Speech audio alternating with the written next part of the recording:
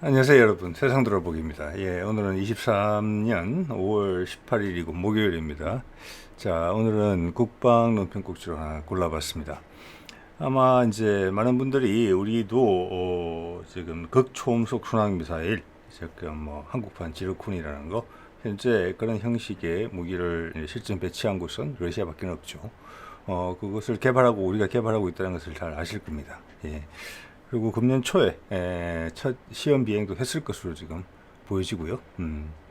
그래서 어떻게 보면 이 분야에 있어서는 미국이 중국과 러시아에 많이 뒤처진 부분인데 미국에서의 근황을 한번 보고 또 동시에 그간 업데이트된 우리나라에서 개발 현황 또 한번 짚어보고 이렇게 하도록 하겠습니다.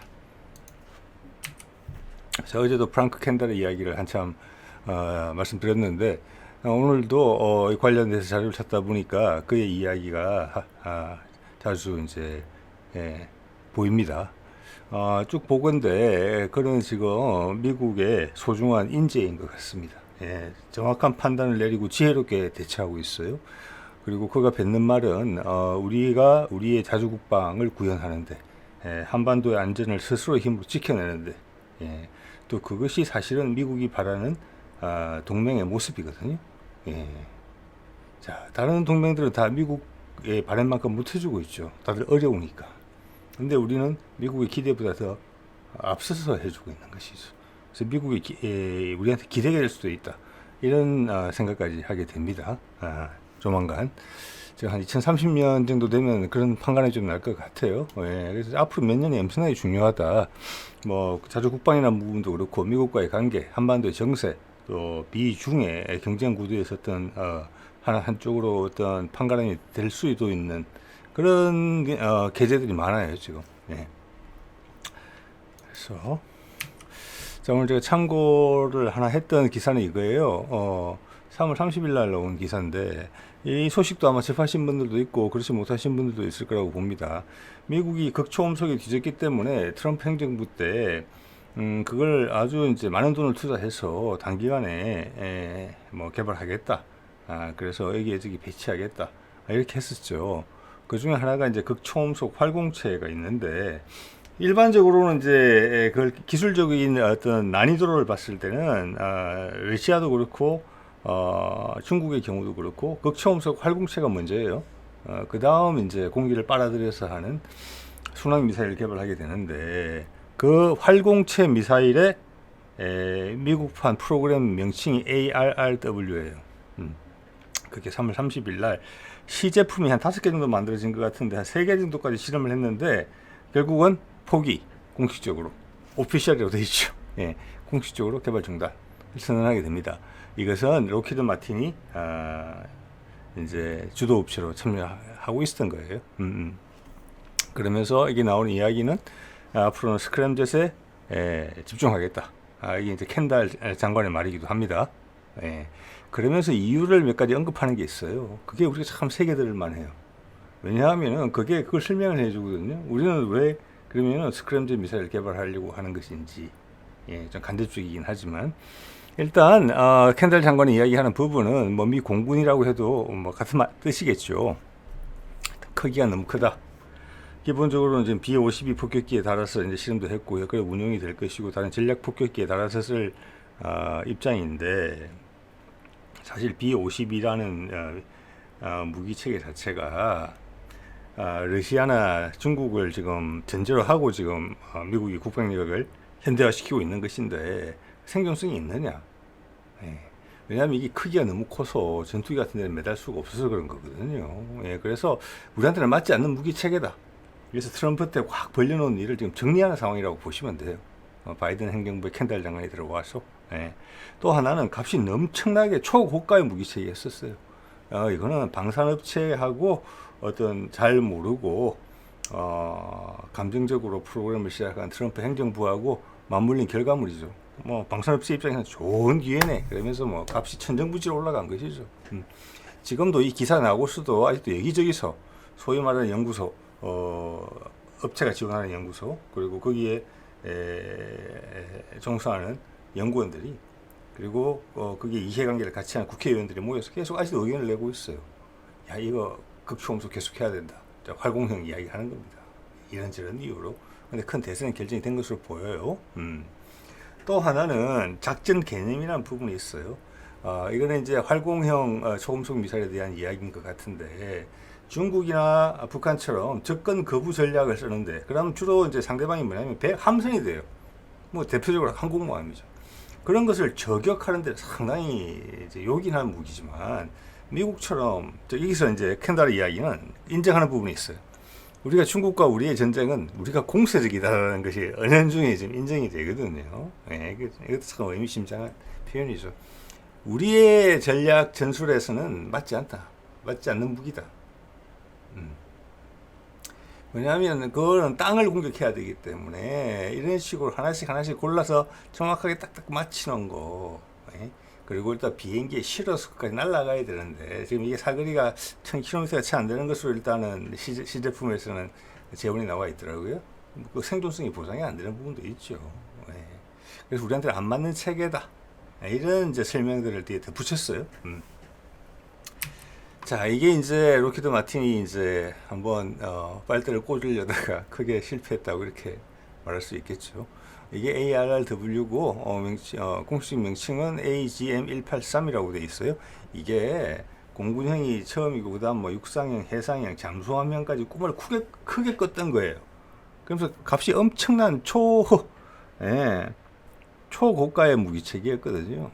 예, 그래서 이게 낫냐 아니면은 뭐 기존에 쓰고 있던 그냥 순항 미사일들이 토마호크 순항 미사일 뭐 100발이 낫냐 뭐 이런 이제 농담적인 이야기도 나오고 했던 겁니다. 예.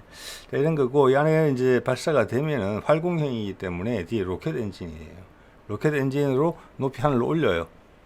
그래서 이제 그 뚜껑이 벗겨지면서 안에 활공체 나오는 거 보이시죠? 이렇게 다 들어가는 그런 컨셉이었는데, 일단 시제품에 나온 재원 위키피디아 상으로 봤을 때는 탄두도 100kg 채 안 돼요. 그러니까 또 러시아의 킨잘 같은 거하고도 달라요. 킨잘은 뭐 수백 킬로, 5, 600kg 되거든요.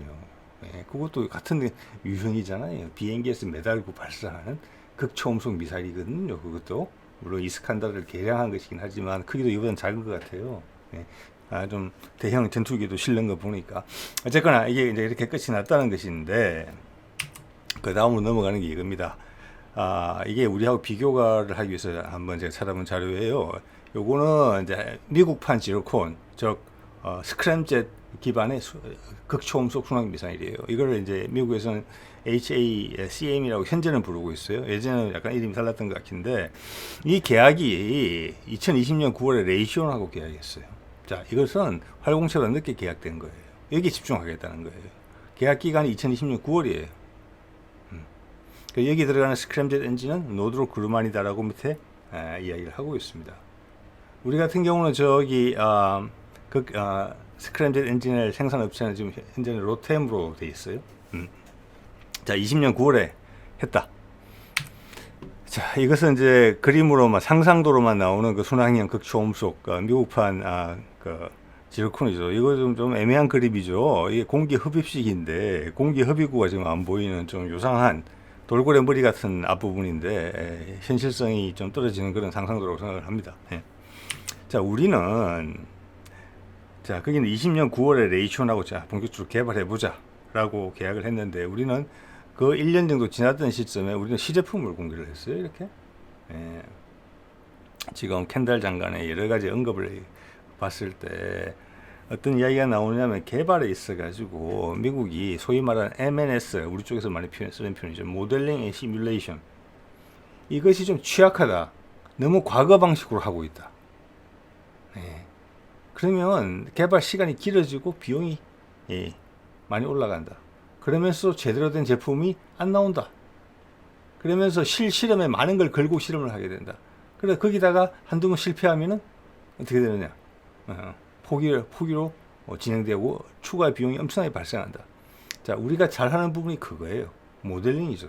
보통 이런 이제 연합 과제, 합동 과제를 보게 되면은, 산학위원이 같이 하는 합동 과제를 보게 되면은, 대학이 끼게 되면은 대학에서 보통 하는 일이 그거예요. 큰 장비 없이 할 수 있잖아요. 그죠? 예. 자, 우리는 21년 후반부에 이걸 공개했어요. MNS의 바탕을 두고 했겠죠.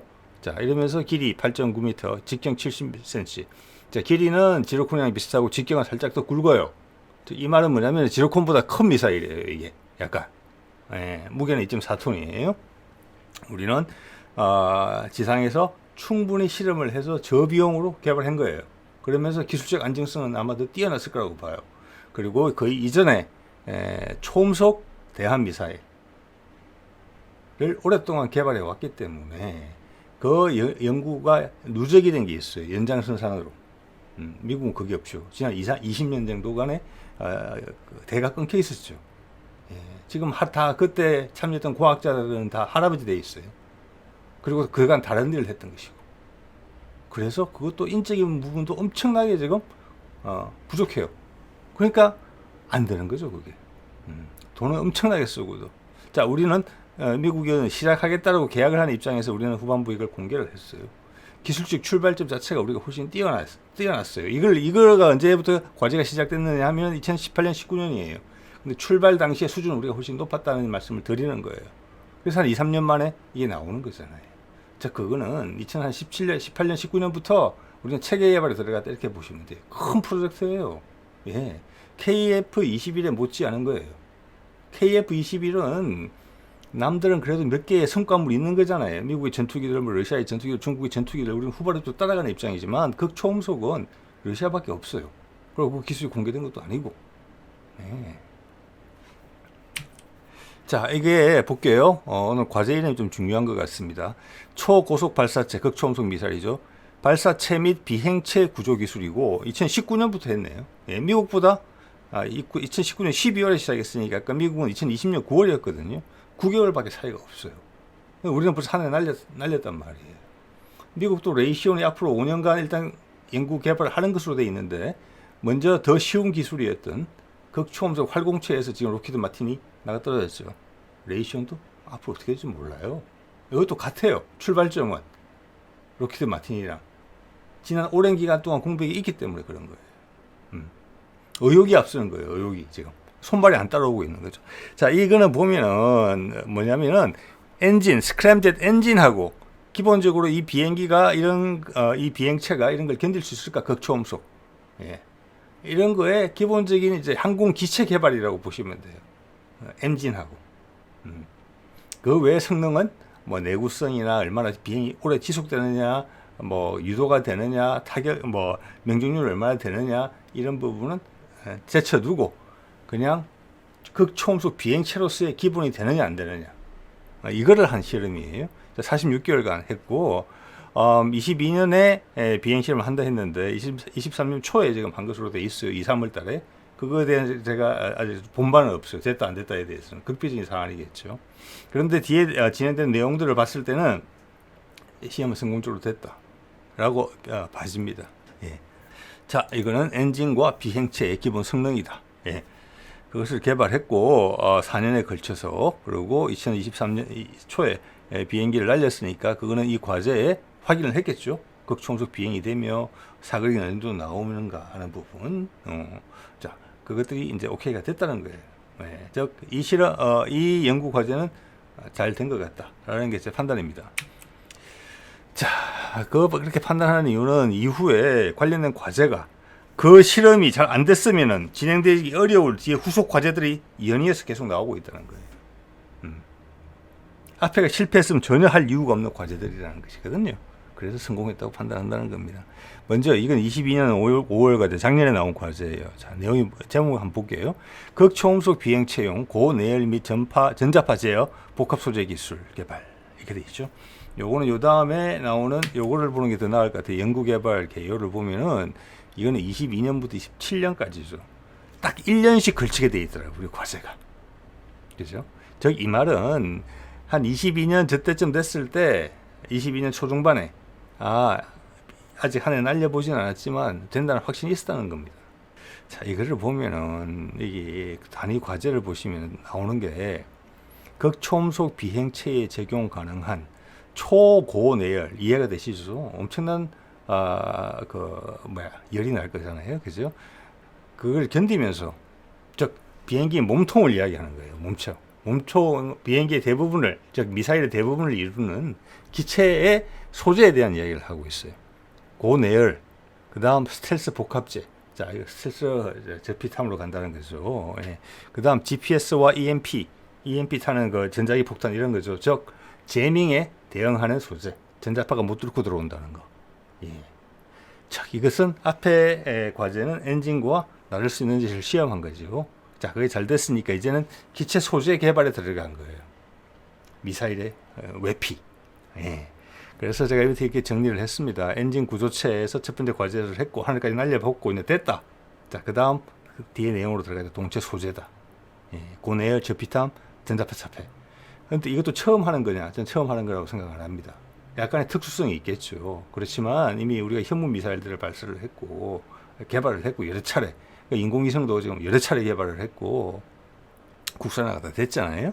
그리고 초음속 미사일도 했죠. 속도는 좀 떨어지지만 그런 걸 통해서 이 비슷한 난관을 이미 극복을 한 바가 있어요. 자, 그거의 가지치기, 그거의 업그레이드 정도이기 때문에 무리한 수준은 아닐 것이다 이렇게 보는 거예요, 저는. 예. 그 미사일이 어떤 형태가 될지가 궁금하죠. 보통 마하 5 이상이잖아요. 극초음속이면 5, 6, 7, 8, 9 뭐 이까지인데 그것만 해도 상대방이 막기가 어렵고 이건 또 순항 미사일이라서 더더욱 잘 찾기가 어렵죠. 특히 인공위성 같은 곳에서는 저게 레이더망을 또 피해갈 수 있어요. 사거리 자체가 길기 때문에 그 과정에서. 그런데 거기다가 저피탐, 스텔스 성능까지 부과한다는 것이죠. 정말 상대방 입장에서 막기 어려운 그런 비행체가 된다는 거예요. 속도만 빠른 것만이 아니라 그리고 상대방이 전자적으로 이것을 떨어뜨리려고 한다. 제밍을 통해서. 그것도 대응한다. 자, 이거는 어떻게 보면 천하무적의 미사일을 개발한다는 거예요. 이건 못 막는다. 현재 기술로는. 이게 개발 목표인 거예요. 이거 곱씹어 보면은 엄청난 수준의 그림을 그리고 있다는 것을 느낄 수가 있어요. 네. 자, 그리고 이제 그때 제시됐던 개념도예요. 이미 저기 21년 말에 그 비행체를 공개를 했기 때문에 그 비행체를 공개한 것도 이제 이해가 돼요. 갑자기 공개가 된 거거든요. 뜬금없이. 그런데 그 다음 해부터 이런 과제가 나오는 것은 민간 업체랑 같이 하기 위해서 이 과제 제안서를 내는 거거든요. 참여하라고. 그래서 공개가 됐었어야만 되는 거예요. 전체 개발 스케줄에서. 그렇기 때문에 21년 말에 그걸 갑자기 그냥 공개한 거예요. 그래야지만 그 다음에 이런 이야기를 할 수 있는 거니까. 자, 이건 체계 개발이 들어갔다는 거예요. 이제 노출될 수밖에 없다는 거예요. 비밀리에 개발하던 단계는 끝났다는 거예요, 이제까지. 자, 이게 2단계 개발이라고 볼 수 있는데, 이게부터 공개되고, 모습도 나오잖아요, 지금 저렇게. 예? 자, 그 다음 과제는 2023년 4월. 금년 이제, 또, 지난 과제보다 1년 뒤죠, 거의. 예. 이거 뭐가 나왔느냐. 이제는 고속 비행체 핵심 부품에 적용하기 위한 고내열 코팅 및 복합재 제조 기술. 여러분 느낌 오십니까? 예, 처음에는 엔진하고 비행기 구조체 이를 하면 날 수 있느냐? 강성 같은 걸 받겠죠. 뭐 단위 분리가 되고 뭐 기본적인 거 극초음속 비행체로서. 그 다음 그게 됐으니까 미사일의 몸체를 스텔스도 돼야 되고 초고내열성도 가지고 있어야 되고 이런 걸 했다면 세 번째로는 세부 부품, 그 내부 부품에 필요한 소재를 개발하는 거예요. 예, 단계가 보이시죠? 이거는 엄청나게 정밀하게 조율되어 있는 거예요. 이런 프로젝트가. 예. 많은 사람들이 열정을 가지고 책임감을 가지고 내 때문에 이 과제 때문에 다음으로 넘어가는 게 늦어지거나 이런 불상사가 안 생기게 최선을 다하지 않으면 이렇게 될 수 없어요. 미국의 과제들이 그런 걸 다 보여주잖아요. 자, 연구 개발 목표를 보면은 이 과제는 이제 23년, 아까 22년이었죠. 예. 이제는 이제 본격화되고 있어요. 기체가 극초음속 원래 이제 계획했던 대로의 성능이 나왔기 때문에 그다음 기체 부품, 그다음 그 내부에 들어가는 여러 장비들이 있을 거지 않습니까? 그게 바깥만큼 아니겠지만 상당히 이제 극한적인 환경에 노출되기 때문에 그런 내부 장비들을 보호할 수 있는 소재를 개발하는 거잖아요. 그건 1년밖에 안 벌어져 있네요. 자, 여기 보면 기술적 부분들이 많긴 한데 세라믹 복합재 리딩 엣지 개발 이런 거라고 하면은 아마 가장 열이 많이 나는 미사일의 첨두부, 머리 끝부분, 예, 그게 리딩 엣지죠. 그게 세라믹 복합재를 개발하려고 한다는 부분이 있고, 그 다음 세라믹을 활용한 코팅 기술, 그죠? 예. 그 다음 연소관에 있어서 열차폐를 하는 경량 구조로 만들어진 연소관. 즉 이것은 뭐냐? 뒤에 엔진 부위를 말하는 거겠죠. 예. 그 다음 극한 환경용 냉각 외피, 기밀 소재 등 성능평가 기술. 그 외에 관심 있는 분들은 화면을 세우시고 한번 보셔도 될 것 같습니다. 자, 그래서 아까 말씀하신 대로 이것도 이제 60개월이고 금액이 약 500억이에요. 예. 자, 이 두 과제는 지금 겹쳐서 가고 있는 거죠. 예. 제가 봤을 때는 이렇게 28년 정도 되면은 체계 개발이 그냥 완료되는 거 아닌가. 양산과 배치를 앞두게 되는 게 아닌가. 거기 필요한 모든 기술들이 확보되는 게 아닌가. 이런 생각을 하게 되기까지 보게 되면은 지금 이게 이제 핵심 부품에 적용되는 소재인데 이 핵심 부품에 대한 기술은 이미 개발이 되고 있을 거예요. 말씀드린 것처럼 다른 무기 체계를 개발하면서 이미 습득한 기술들이에요. 기본적으로는. 그걸 극초음속에 맞게 이제 개량하는 정도인데 그것이 극한 환경에 들어가니까 그러면 극한 환경에서 견딜 수 있게 소재를 개발한다. 이런 부분들이거든요. 예. 그래서 이미 우리는 이제 인공위성 같은 걸 국산한 입장이고 탄도탄 같은 것도 이미 만들어 봤기 때문에 약간의 개선이라고 저는 그렇게 봅니다. 이렇게 되면은 개발이 끝났다. 이렇게 볼 수 있는 거예요. 자, 이렇게 보면은 지금 뭐 무인기도 그렇고 우리 KF-21도 그렇고 우리 해군에 가면 KDD-X도 그렇고 우리 잠수함에 핵추진 잠수함에 관련된 기술 과제들도 보더라도 대부분 이때 다 끝나요. 27, 28 이렇게. 자, 그렇게 보면은 한 30년 무렵을 목표로 삼고 있지 않느냐. 그때는 지금도 상당히 강력한 군이지만 이 세상에 어느 누구도 건들 수 없는 정말로 그런 군이 될 수 있다. 기술적으로 상대방을 한 걸음 이상 밀어내는 그런 수준의 기술군이 돼 있을 수 있다. 종합적으로. 예, 국방의 새로운 장을 열 수가 있다. 그리고 그 과정에서 습득된 기술을 가지고 민간 산업이 소위 말하는 4차 산업이 이끌어질 수 있는 그런 마중물들을 지금 다 역할을 하게 디자인이 되어 있거든요. 여러분 말은 지금 이렇게 제가 쉽게 하는 것 같습니다만은 실제로 그것을 기획을 하고 이행을 그렇게 한다는 것을 나라 차원에서 자원을 배분해 가지고 효율적으로 그것도 이건 엄청난 일이에요. 정말입니다. 엄청난 일을 지금 벌이고 있는 거예요. 자, 그래서 이번에는 이제 23년 과제에 이런 개념도가 나왔어요. 이런 것들이 이제 된다는 거고. 여기 보면 이제 세부적인 내용이라는 걸 알 수 있어요. 읽어보면은. 왜냐, 뭐, 나르는 거는 첫 번째 과제에서 했고, 두 번째는 기본적인 외피는 했고, 이제는 안에 들어가는 부품들, 작은 것들, 섬세하게 가다듬는 것들을 하고 있는 거거든요. 예. 자, 이게 23년부터 바로 출발할 수 있는 이유는 앞에 것들이 차근차근 잘 되고 있다. 이렇게 볼 수 있는 거예요. 예. 과제 하나당 지금 5년씩 하는데 지금 500억 정도도 채 안 되잖아요. 예. 그러면 앞에도 500억 들었다고 칠게요. 앞에는 지금 비공개 연구였기 때문에 모르겠습니다만 그럼 1,500억 갖고 개발하는 거예요. 플러스 뭐가 있겠지만은 기본적으로는 그래요. 1,500억 가지고. 기한은 아까 18년부터 시작했죠. 18년부터 이제 28년까지예요. 지금 10년에 걸쳐서 개발하는 거예요. 큰 프로젝트죠. 예. 일단 노출된 것만 추정이 제가 봤을 때는 한 1,500억 정도는 되겠다. 그러면서 얘만 독자적으로 개발했느냐? 그거 아니죠. 그건 우리가 개발했던 무기 체계들 그 기간에 서로 다 이렇게 정밀하게 엮여져 있어서 한번 획득한 경험을 최대치로 활용해서 플러스 알파를 만들어내게 상승 효과를 만들어내게 그렇게 지금 기획되고 디자인되면서 가고 있는 거거든요. 저기 들어간 스텔스 기술은 KF-21용 스텔스 기술 적용 안 하겠습니까? 그 스텔스 기술도 우리 무인기에 적용하겠죠. 그걸 다시 미사일에 다시 적용하고 이런 거예요. 쉽게 이야기해서. 예. 자, 여기서 끝나느냐? 그것도 아닌 것 같아요. 저희는 정말 무서운다는 것 같습니다. 예. 괜히 하는 이야기가 아닙니다. 예. 여러분 그런 생각 드실 거예요. 예전에 소개해 드린 건데 이거랑 이렇게 엮어서 꿰어 맞춰 보니까 더 그런 생각이 더 해집니다. 이건 22년 6월에 나왔던 건데 이미 그때 뭔 내용이냐면 이게 공중발사 초고속 추진 활공체 재점화 핵심 기술이에요. 예. 이게 무슨 내용인고 하니 지금 개발하고 있는 지르콘에 지금 기본은 지상에서 발사하는 거예요.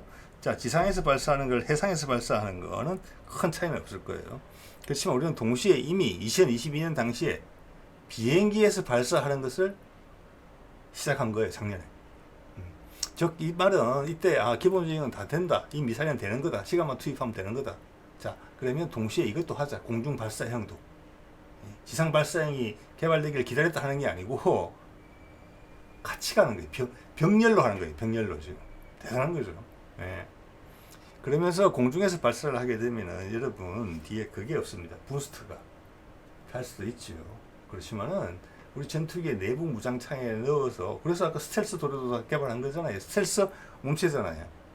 그런데 KF-21이 5세대 이후로 가면은 그런 무인기, 이게 기본적으로 다 저피탄 기체인데 밖에 이거 큰 미사일을 달고 다니면 되겠습니까? 아니죠. 네. 자, 그러면 하늘에서 발사하는 이점을 최대한 살리려면은 뒤에 부스트를 잘라야 돼요. 그래야지 크기가 줄어드니까. 그럼 내부 무장창에 들어가요. 자, 그러면서 사거리를 최대로 뽑고 싶은 거죠. 사거리를. 그래서 지금 이 과제 핵심이 그거예요. 적재 중량 및 사거리를 늘리겠다. 사거리도 늘리고 적재 중량도 늘리겠다. 엄청난 위력의 폭탄을 넣겠다는 거예요. 아까 말씀드렸죠. 우리의 직경이 지르콘보다 두꺼워요, 더. 예, 지르콘도 위키피디아 자료를 보면은 탄두 중량이 500kg 이상이 나와요. 여기 엄청난 폭약을 넣겠다는 거예요, 우리는. 자, 거기는 한국판 타우루스 같은 게 우리 기술 이전 받고 국산하면서 우리 습득되는 그 탄두 기술이 들어가겠죠. 다양한 표적에 대해서. 이거는 왜냐면은 대함 공격, 대지 공격을 둘 다 염두에 두고 있는 거거든요. 그게 적정 탄두가 들어가야 돼요. 거기는 타우루스의 기술을 소중하게 쓸 수 있는 부분이에요. 자, 거기도 지금 500억 들어가죠. 5년 동안. 예. 어떻게 하느냐? 사거리를 늘리기 위해서는, 그리고 더 무거운 걸 쓰면 사거리가 줄어들겠죠. 그렇기 때문에 극초음속으로 순항을 하다가 여건이 되면은 활공으로 간다는 거예요. 그러다가 다시 순항으로 가고 활공으로 가고 상황에 따라서 맞춰서 가겠다는 거예요. 네. 그래서 사거리를 늘리겠다는 거예요. 그래서 그때 제가 그 말씀 드렸어요. 우리가 활공체 기술을 확보하지 않은 다음에 이런 아이디어를 낼 수 있겠느냐? 저는 어렵다고 보는 것이죠. 예. 그래서 현무 시리즈 중 어떤 거 하나는, 우리한테 공개되지 않았던 것 중에 하나는 분명히 활공체 미사일을 이었을 것이다. 보통 러시아나 중국의 개발 순수도 그렇기 때문에 그렇게 생각하는 겁니다. 예. 자, 이게 이제 제가 말씀드린 내용이 나오죠. 공대지, 공대함, 공중 발사, 겁니다. 저 KF-21의 내부 무장차에 넣어야 된다는 거죠. 자, 그럼 뒤에 부스트가 없어지는 부분이 있어요. 일정 부분은 공중에서 발사한다, 높은 고도에서 발사한다로 많이 상쇄되는 부분이 있을 거예요. 그렇지만 그러면서도 최장거리로 쏴야 된다. 강력한 탄두를 넣어야 된다. 이게 요구 조건이에요. KF-21에도 싣고 또 어디에 들어가겠습니까? 여러분 같으면은 작년에 공개된 무인기 지금 2가지 개발하고 있죠. 그 무인기에 넣고 싶겠죠. 당연히 이것을. 그럼 파괴력이 엄청나지겠죠. KF-21 한 대에다가 그런 무인기들, 미국의 경우를 보면 보통 5대, 6대 정도가 동해안에서 편대를 이루는 것으로 되어 있어요. 그들 무인기는 작으니까, 그렇지만 무장성의 길이는 같을 거라고 제가 늘 주장드리고 있습니다. 예를 들어서 한 발, KF-21에는 2발 이상. 그러면 한 편대가 한 10발 정도의 이런 극초음속 미사일을 달고 갈 수 있게 되는 거예요. 자, 아까 제가 1,500억 말씀드렸는데 500억 곱하기 지금 4하면 2,000억은 되겠네요. 최소 2,000억 플러스 알파가 되겠네요. 자, 미국 같은 경우는 내년도 예산안에 신청을 한 게 극초음속 순항 미사일에 제가 보니까 잠깐만요. 예산 2,400억을 신청했습니다. 최소한 4, 5년을 보고 있는 것 같아요. 5년이라고 할게요. 우리도 5년씩 하니까 2,400 곱하기 5년 하면 얼마입니까? 한 1조 3천억 정도 되는 거죠. 1조 3천억 들여서 개발하고 있는데 우리는 지금 한 2, 3천억 들여서 지상형뿐만이 아니라 공중 발사형, 그거는 또 다른 컨셉을 또 덧붙여서 전혀 다른 무기 체계로 가지치기까지 한 상태로 개발하는 거예요. 자, 출발 시간은 공식적인 프로그램상으로는 1년밖에 안 빨랐어요, 우리가. 근데 금액은 지금 그들의 1년치 예산만 가지고 우리는 다 했다고 봐야 돼요, 지금. 1년치 예산 가지고. 훨씬 더 빨리. 이제 미국 시작하고 있잖아요. 이미 그러다가 로키드 마틴가 날라갔고, 활공형은. 앞으로 그것은 간극은 더 넓어질 가능성이 커요. 미국이 지금 준비가 덜 된 상태에서 출발하고 있기 때문에 아까 이제 포기가 됐다는 활공형 극초음속 미사일 로키드 마틴스 개발하던 것 AGM-183은 미 공군이 가장 빨리 채용을 하려고 했던 거예요. 그게 2022년이었어요. 육군은 24년, 해군은 25년, 잠수함 27년. 이제 미 공군이 포기했죠. 그 말은 이 뒤로 다 포기된 거예요. 이게 트럼프가 자랑하던 그거였거든요. 예. 그래서 레이시오는 마음가짐이 다르겠지만 출발하는 준비 상태는 로키드 마틴과 크게 다르지 않다. 왜? 같은 업계에서 같은 인력을 가지고 일을 하고 있는 거니까. 예. 그래서 지금 극초음속에 대해서 켄달 장관이 이런 말을 했던 것으로 제가 기억이 나요. 우방국들의 동맹국들의 도움이 많이 필요한 부분들이 있다. 만약 레이시오는 여기서 조금이라도 삐끗한다. 그러면 우리한테 미사일을 사가지고 가야 될 거예요. 진짜로. 자, 들어가는 예산 규모만을 보더라도 이미 1년치 예산을 가지고 우리는 10년 동안 개발한 거잖아요, 지금. 네. 자, 10년에 걸쳐서 그들이 1년짜리 갖고 했어요.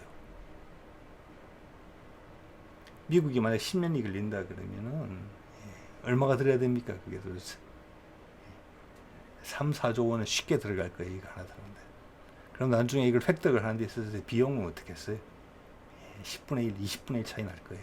미사일 가격이. 그게 확연히 드러난다면 레이시온가에 삐끗거리기 시작하다면 그리고 중국이 극초음속을 중국도 개발하고 있으니까 그들 거 버리고 우리 걸 사야 되죠. 그럴 수밖에 없을 겁니다. 자, 오늘 이 정도 하겠습니다. 네.